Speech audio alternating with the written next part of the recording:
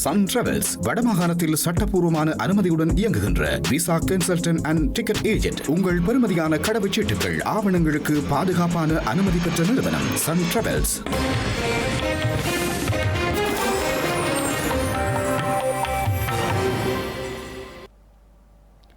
வணக்கம். இது ஐபிசி தமிழின் காலை நேர பிரதான செய்திகள். முதலில் தலைப்புச் செய்திகள். செவ்வந்தி தங்கியிருந்த வீடுகளில் சோதனை.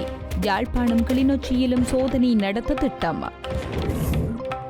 சாதனை படைத்த இலங்கை சுங்க திணைக்களம். நாளொன்றில் 2470 மில்லியன் ரூபாய் வருமானம். யாழில் வன்முறை கும்பல் ஒன்றின் நபரினால் நடத்தப்பட்ட நிகழ்வில் பாடசாலை மாணவர்கள் விசாரணை கோரும் இளங்குமரன். இணைய கடன் திட்டம் குறித்து காவல்துறை எச்சரிக்கை. மக்களை ஏமாற வேண்டாம் எனவும் கோரிக்கை. இந்தியாவில் அரசு மருத்துவமனையில் வழங்கப்பட்ட மருந்தில் புழு. விசாரணைகள் ஆரம்பம். புடினை சந்திக்கவுள்ள ட்ரம்ப். உக்ரைன் ரஷ்யா மோதலை நிறுத்த திட்டம். இனி விரிவான செய்திகள். பாதாள உலக குழு தலைவர் கனேமுல்ல சஞ்சீவவின் கொலை இடம்பெற்ற பின்னர் இசாரா செவ்வந்தி தலைமறைவாகியிருந்ததாக கூறப்படும் மித்தனிய பகுதியில் உள்ள வீடு சோதனைக்கு உட்படுத்தப்பட்டுள்ளது. குறித்த வீட்டிற்கு இசாரா அழைத்துச் செல்லப்பட்டு அங்கு விசாரணைகள் முன்னெடுக்கப்பட்டுள்ளன. நேபாளத்திலிருந்து அழைத்து வரப்பட்டு தடுப்பு காவலில் வைக்கப்பட்டுள்ள இஷாரா செவ்வந்தியிடம் மேற்கொள்ளப்படும் விசாரணைகளினூடாக பல விடயங்கள் தெரிய வருவதாக காவல்துறையினர் தெரிவிக்கின்றனர். அதன்படி இஷாரா செவ்வந்தி தலைமறைவாகியிருந்ததாக கூறப்படும் மித்தனிய பகுதியில் உள்ள வீடு சோதனைக்குட்படுத்தப்பட்டுள்ளது. அத்துடன் தங்காளை பகுதியிலும் இசாரா செவ்வந்தி தங்கியிருந்துள்ளமை தெரியவந்துள்ளது. மேலும் இசாரா செவ்வந்தி வாடகைக்கு வாகனம் ஒன்றினூடாக கிளிநொச்சிக்கு சென்று அங்கு சில நாட்கள் தங்கிய பின்னர் யாழ்ப்பாணத்திற்கு சென்றுள்ளமை விசாரணைகளில் தெரியவந்துள்ளது. யாழ்ப்பாணத்திலிருந்து படகு மூலம் இந்தியாவிற்கு தப்பி சென்றதாக இசாரா குறிப்பிட்டுள்ளார். இந்தியாவின் 3 வாரங்கள் தங்கியிருந்த நிலையில் அங்கிருந்து நேபாளத்திற்கு தப்பிச் சென்றதாகவும் அவர் வாக்குமூலம் வழங்கியுள்ளார். இந்த நிலையில் இசாரா செவ்வந்தி உள்ளிட்ட 6 சந்தேக நபர்களையும் 72 மணித்தியாலங்கள் தடுப்பு காவலில் வைத்து விசாரணை செய்ய நீதிமன்றம் அனுமதி வழங்கியுள்ளது. எனினும் சந்தேக நபர்களை நீதிமன்றத்தில் முன்னிலைப்படுத்தாது அறிக்கைகளை சமர்ப்பித்து நீதவானிடம் தடுப்பு காவலுக்கான அனுமதி பெறப்பட்டுள்ளது. அதன்படி இசாரா செவ்வந்தி, ஜெஃப்னா சுரேஷ், ஜே.கே. பாய் மற்றும் தக்ஷி ஆகியோர் கொழும்பு குற்றத்தடுப்பு பிரிவில் தடுத்து வைக்கப்பட்டுள்ளனர். ஹம்பஹா பாபா என்பவர் மேல் மாகாண வடக்கு குற்றத்தடுப்பு பிரிவிடமும் நுகேகுட பாபி என்பவர் மேல் மாகாண தெற்கு குற்றத்தடுப்பு பிரிவினரிடம் ஒப்படைக்கப்பட்டுள்ளார். இலங்கை சுங்க திணைக்களம் நாளொன்றிற்கு அதிக வரி வருமானத்தை கடந்த 15ஆம் திகதி பெற்றுக் கொண்டுள்ளதாக அறிவித்துள்ளது. இதன்படி அக்டோபர் 15ஆம் திகதி 2470 மில்லியன் ரூபாவாக ஒரு நாள் வரி வருமானத்தை பதிவு செய்துள்ளதாக அறிவித்துள்ளது. இலங்கையில் இந்த ஆண்டில் இதுவரையான காலப்பகுதியில் 1867 பில்லியன் ரூபாய் வருமானம் கிடைக்கப்பெற்றுள்ளதாகவும் அந்த திணைக்களத்தின் பணிப்பாளர் தெரிவித்துள்ளார். இதனூடாக சுங்க திணைக்களத்தின் வருடாந்த இலக்கான 2115 பில்லியன் ரூபாவை அடையும் நிலை ஏற்பட்டுள்ளதாக அவர் தெரிவித்துள்ளார். வாகன இறக்குமதி வரிகள் முக்கிய வருமான ஆதாரமாக இருப்பதாகவும் சுங்க வருவாயில் குறிப்பிடத்தக்க பங்களிப்பை அளிப்பதாகவும் கூறப்படுகின்றது. ஆழமான பொருளாதார நெருக்கடியிலிருந்து மீண்டு வரும் இலங்கையில் வலுவான நிறுவன சீர்திருத்தங்கள் மற்றும் சிறந்த பொது முதலீட்டு மேலாண்மை என்பவை அவசியமாகும் என சர்வதேச நாணய நிதியம் வலியுறுத்தியுள்ளது. சர்வதேச நாணய நிதியத்தின் ஆசிய பசிபிக் துறையின் பிரதிபலிப்பாளர் தோமஸ் ஹெல்ப்லிங் இதனை கொழும்பின் ஊடகம் ஒன்றிற்கு தெரிவித்துள்ளார். இலங்கையின் தற்போதைய தேவை கட்டமைப்பு சீர்திருத்தங்கள் மூலம் மீள்தன்மையை உருவாக்குவதே என சர்வதேச நாணய நிதியத்தின் ஆசிய பசிபிக் துறையின் பிரதிபலிப்பாளர் தோமஸ் ஹெல்ப்லிங் வலியுறுத்தியுள்ளார். அத்துடன் இலங்கை அரசாங்கம் சர்வதேச நாணய நிதிய ஆதரவு திட்டத்தின் கீழ் சீர்திருத்தங்களுக்கு உறுதியளித்துள்ளதாகவும் அவர் குறிப்பிட்டுள்ளார். அந்த வகையில் இதுவரை ஏற்பட்ட முன்னேற்றங்களை பாராட்டியுள்ள அவர் சர்வதேச நாணய நிதிய திட்டத்தில் வகுக்கப்பட்ட அளவுகோல்களுடன் தொடர்ந்து முன்னேறுவதன் முக்கியத்துவம் வலியுறுத்தியுள்ளார். இலங்கை மற்றும் மாலைத்தீவுகளுக்கான சுவிட்சர்லாந்து தூதுவர் ஸ்ரீ வோல்ட் மற்றும் சுவிஸ் தூதரகத்தின் முதல் செயலாளர் ஜஸ்டின் பொய்லட் ஆகியோரை இலங்கை தமிழரசு கட்சியின் நாடாளுமன்ற உறுப்பினர் சிவஞானம் ஸ்ரீதரன் சந்தித்து கலந்துரையாடியுள்ளார். அண்மையில் ஐக்கிய நாடுகள் மனித உரிமைகள் அலுவலகம் ஜெனீவாவில் நிறைவேற்றப்பட்ட இலங்கை தொடர்பான பிரேரணை, சமகால அரசியல் நிலைமைகள், மக்களின் பொருளாதார நடவடிக்கைகள், பொறுப்புக்கூறல் நடவடிக்கையின் தொடர் செயற்பாடுகள் தொடர்பான விடயங்கள் குறித்து கலந்துரையாடப்பட்டுள்ளன. யாழ்ப்பாணத்தில் சட்டவிரோத செயற்பாடுகளில் ஈடுபட்ட நபர் என தெரிவிக்கப்படும் நபர் ஒருவரால் நடத்தப்பட்ட நிகழ்வொன்றிற்கு பாடசாலை மாணவர்கள் பங்கு பெற்றியமை தொடர்பாக விசாரணை நடத்தப்பட வேண்டும் என தேசிய மக்கள் சக்தியின் யாழ் மாவட்ட நாடாளுமன்ற உறுப்பினர் இளங்குமரன் வேண்டுகோள் விடுத்துள்ளார். யாழ்ப்பாணத்தில் அண்மையில் கோவில் வீதியில் உள்ள தனியார் மண்டபத்தில் டிலு என்ற பட்டப்பெயரை உடையவரால் பாடசாலை மாணவர்களுக்கு சீருடை வழங்கும் நிகழ்வொன்று நடத்தப்பட்டுள்ளது. இதன்போது பாடசாலை மாணவர்கள் குறித்த நபரின் காலில் விழுந்து வழங்கியுள்ளனர். அத்துடன் நிகழ்வில் பங்கு பெற்றிருந்த இளைஞர்கள் பலர் டிலு மாஃபியா கிங் என பொறிக்கப்பட்ட ஆடைகளை அணிந்திருந்துள்ளனர். இந்த நிலையில் குறித்த நிகழ்வில் இடம்பெற்ற செயல்களுக்கு எதிராக உடனடி நடவடிக்கை எடுக்கப்பட வேண்டும் என தேசிய மக்கள் சக்தியின் யாழ் மாவட்ட நாடாளுமன்ற உறுப்பினர் இளங்குமரன் வேண்டுகோள் விடுத்துள்ளார். சம்பவம் நடைபெற்ற பாடசாலையை துல்லியமாக இனங்கண்டு அதற்கு ஆதரவாக செயற்பட்ட ஆசிரியர்களின் பங்கு குறித்து விசாரணை நடத்தி குற்றம் உறுதிப்படுத்தப்பட்டால் உரிய தண்டனைகள் வழங்கப்பட வேண்டும் என கூறி வடக்கு மாகாண கல்வி அமைச்சுக்கு கடிதம் அனுப்பியுள்ளார். இணையதளம் மூலமாகவும் தொலைபேசிகள் மூலமாகவும் கவர்ச்சிகரமான விளம்பரங்களை வெளியிட்டு பிணையில்லாமல் உடனடியாக கடன் வழங்கும் திட்டம் தொடர்பில் அவதானத்துடன் செயற்படுமாறு ஸ்ரீலங்கா காவல்துறையினர் கூறியுள்ளனர்.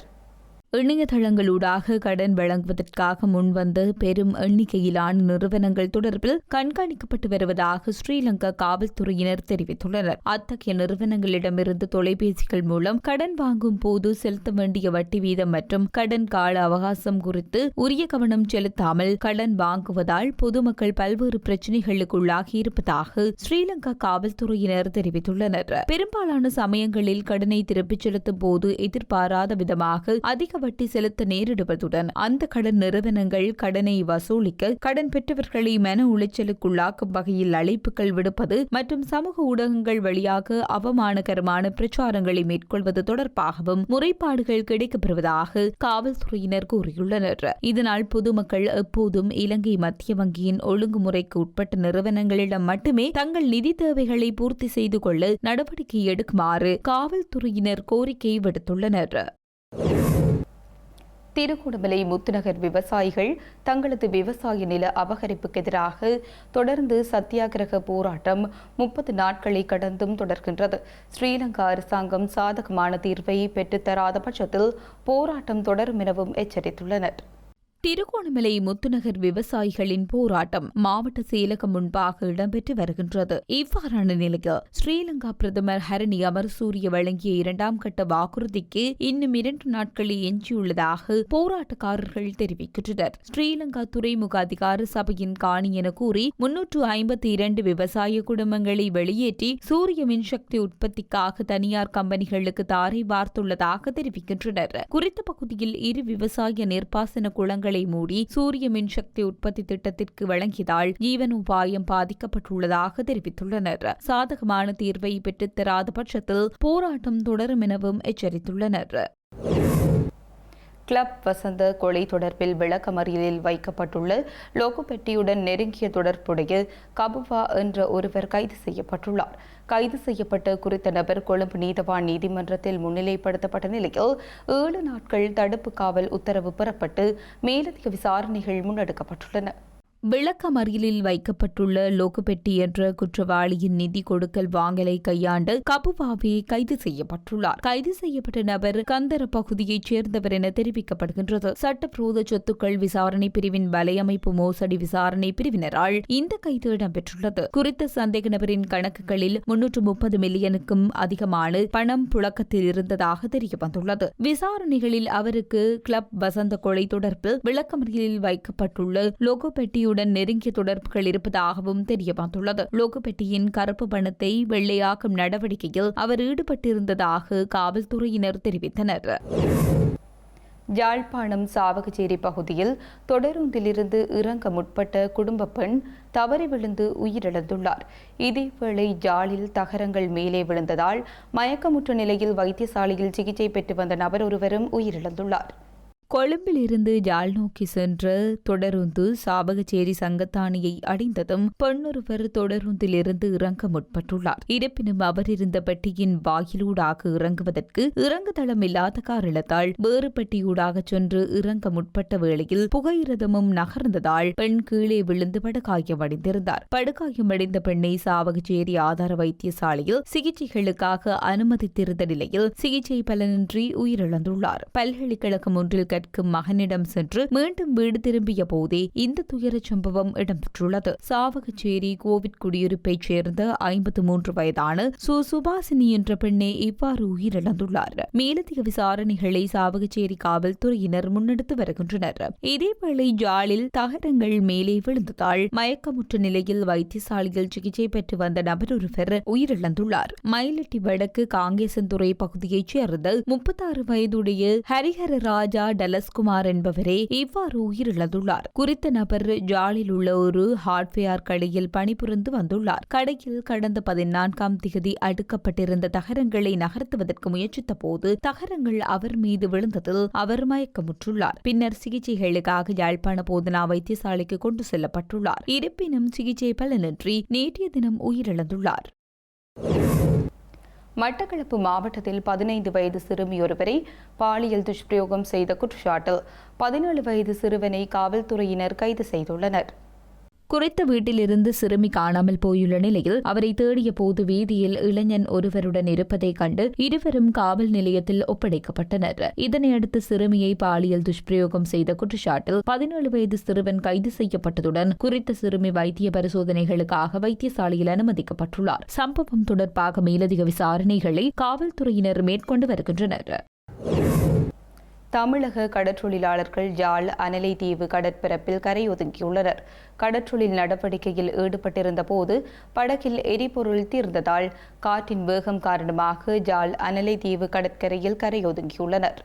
தஞ்சாவூர் மாவட்டம் கள்ளிவயல் தோட்டம் மீன்பிடி கிராமத்திலிருந்து நேற்று முன்தினம் புதுக்கோட்டையைச் சேர்ந்த 3 கடற்றொழிலுக்கு சென்றுள்ளனர். கடற்றொழிலாளர்கள் நடுக்கடலில் மீன்பிடித்துக் கொண்டிருக்கும் போது திடீரென அவர்களது படகில் இருந்து எரிபொருள் தீர்ந்ததால் படகு காற்றின் வேகம் காரணமாக யாழ்ப்பாணம் அனலை தீவு கடற்பரப்பில் கரையொதுங்கியுள்ளது. இதனை கண்ட அந்த பகுதி கடற்றொழிலாளர்கள் ஸ்ரீலங்கா கடற்படை யாழ்ப்பாணம் மீன்வளத்துறை மற்றும் அனலை தீவு காவல்துறையினருக்கு தகவல் வழங்கியுள்ளனர். தகவல் அறிந்த அனலை தீவு காவல்துறையினர் 3 அழைத்து ஊர்காவற்றுறை காவல் நிலையத்தில் விசாரணை மேற்கொண்டு வருகின்றனர். விசாரணைக்கு பின்னர் தமிழக கடற்றொழிலாளர்கள் 3 நீதிமன்றத்தில் முன்னிலைப்படுத்தப்படவுள்ளனர். 3 நீதிமன்றத்தினூடாக சிறை தண்டனையின்றி படகுடன் விடுதலை செய்யப்பட வாய்ப்பிருப்பதாக தெரிவிக்கப்படுகின்றது. இந்தியாவின் மத்திய பிரதேசத்தில் இருமல் மருந்து குடித்து 20க்கும் மேற்பட்ட குழந்தைகள் உயிரிழந்த விவகாரத்தை அடுத்து அரசு மருத்துவமனையில் வழங்கப்பட்ட மருந்தில் புழுக்கள் இருந்தமை அதிர்ச்சியை ஏற்படுத்தியுள்ளது.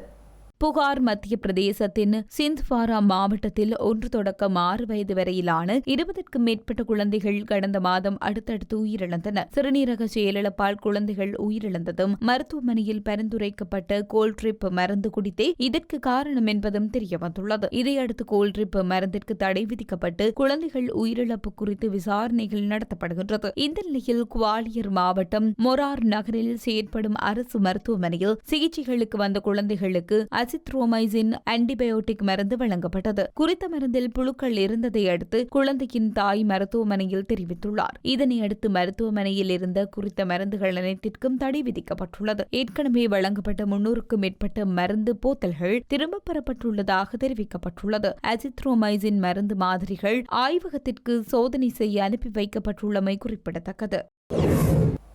ரஷ்ய ஜனாதிபதி விளாடிமிர் புடினை மீண்டும் சந்திக்கவுள்ளதாக அமெரிக்க ஜனாதிபதி டொனால்ட் ட்ரம்ப் தெரிவித்துள்ளார்.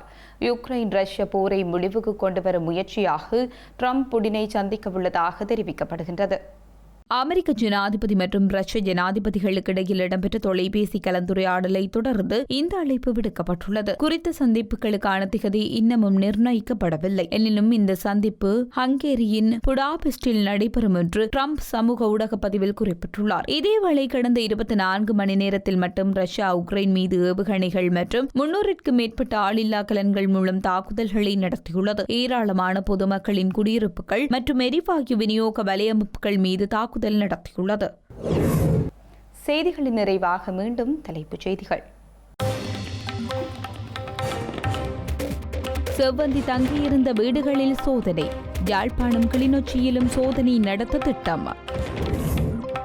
சாதனை படைத்த இலங்கை சுங்கத் திணைக்களம். நாளொன்றில் 2470 மில்லியன் ரூபாய் வருமானம். யாழில் வன்முறை கும்பல் ஒன்றின் நபரினால் நடத்தப்பட்ட நிகழ்வில் பாடசாலை மாணவர்கள் விசாரணை கோரும் இளங்குமரன். இணைய கடன் திட்டம் குறித்து காவல்துறை எச்சரிக்கை. மக்களை ஏமாற வேண்டாம் எனவும் கோரிக்கை.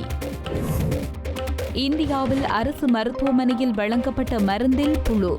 விசாரணைகள் ஆரம்பம். புடினை சந்திக்கவுள்ள ட்ரம்ப். உக்ரைன் ரஷ்யா மோதலை நிறுத்த திட்டம்.